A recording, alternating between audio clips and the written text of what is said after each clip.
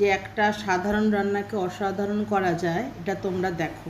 প্রথমে কড়াইতে কাজু বাদাম, কাশ্মীরি লাল মির্চ, সানফ্লাওয়ার সিডস আর ওয়াটারমেলন সিডস একটু ভালো করে ফ্রাই করে নিতে হবে।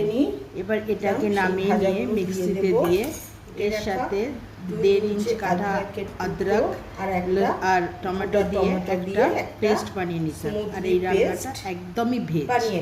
এবার কড়াইতে 2 চামচ তেল দিয়ে ওর মধ্যে 5 ফোড়ন দিয়ে সাজিয়ে নিয়ে এবার এর ভেতরে ডাঁটা, আলু, কুমড়োটা কেটে রাখা যেটা আছে সেটা ভালো করে ফ্রাই করে নিতে হবে। এবার যে মিক্সচারটা আমরা তৈরি করেছিলাম সেটা এর ভেতরে দিয়ে আরও কিছুক্ষণ ভালোভাবে ফ্রাই করতে হবে, যতক্ষণ না সেটা তেল ছাড়ছে।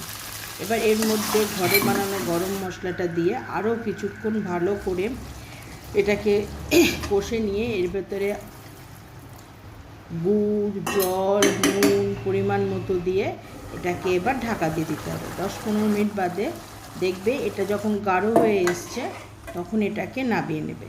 এটা একটা খুব সহজে তৈরি একটা সাধারণ রান্নাকে অসাধারণ করে তোলে। এবার এর উপরে রান্না হয়ে গেলে এর উপরে একটু গরম মশলা ছড়িয়ে দিয়ে ভাত, রুটি, পরোটার সাথে পরিবেশন করো। আশা করি খেতে খুবই ভালো লাগবে। এইভাবে বানিয়ে একবার দেখো।